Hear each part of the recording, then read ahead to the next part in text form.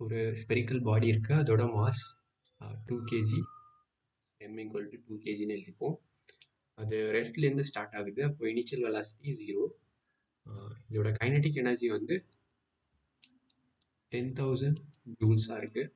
எப்போனா t = 5 செகண்ட்ஸில். இப்போ நம்ம என்ன கேல்குலேட் பண்ணணும்னா ஃபோர்ஸ் கேல்குலேட் பண்ணணும். ஸோ கைனடிக் எனர்ஜிக்கான எக்ஸ்பிரஷன் என்ன? கைனடிக் எனர்ஜியை ½ எழுதுவோம். ஸோ இது நம்ம யூஸ் பண்ணோம்னா கைனடிக் எனர்ஜி நமக்கு தெரியுது, மாஸ் தெரியுது. இதை சப்ஸ்டியூட் பண்ணோம்னா நம்ம வெலாசிட்டி கண்டுபிடிக்கலாம். ஒன்ஸ் வெலாசிட்டி தெரிஞ்சுன்னா இனிஷியல் வெலாசிட்டி 0, ஃபைனல் வெலாசிட்டி அதாவது t செகண்டில் எவ்வளோ வெலாசிட்டின்னு தெரியுது. இதை ரெண்டையும் யூஸ் பண்ணி ஆக்ஸலரேஷன் கண்டுபிடிக்கலாம். ஒன்ஸ் ஆக்ஸலரேஷன் தெரிஞ்சுன்னா ஃபோர்ஸ் கண்டுபிடிக்கலாம். ஸோ இதுதான் லாஜிக். 1 by 1 ஒர்க் அவுட் பண்ணுவோம்.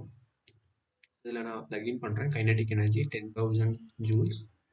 இது ஆஃப் m வந்து 2, v² தெரியாது, கால்குலேட் பண்ணோம். ஸோ இதுலேருந்து v² வந்து 10,000 கிடைக்குது. அப்போது v எவ்வளோ இருக்கும்? 100 m/s இருக்கும். ஸோ ஆஃப்டர் 5 செகண்ட்ஸ் வெலாசிட்டி வந்து 100 m/s இருக்குது. அப்போது ஆக்ஸலரேஷன் எவ்வளோ இருக்குன்னு பார்ப்போம். இதுக்கு நமக்கு ஈக்குவேஷன் ஆஃப் மோஷன் தெரியணும்.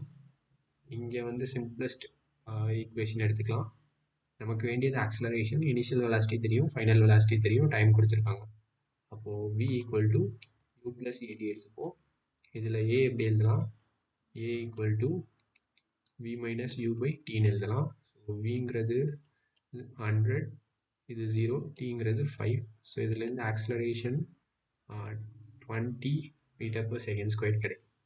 நமக்கு வந்து ஃபோர்ஸ் வேணும். இந்த கொஷினில் ஃபோர்ஸ் கேட்குறாங்க. ஃபோர்ஸ் நியூட்டன்ஸ் எல்லாம் யூஸ் பண்ணி mஏன்னு எழுதலாம். mங்கிறது 2, இங்கே a கண்டுபிடிச்சிருக்கோம் 20, ஸோ 40 நியூட்டன் கிடைக்கும். ஆன்சர் வந்து 40 நியூட்டன். ரெடி இருக்கு.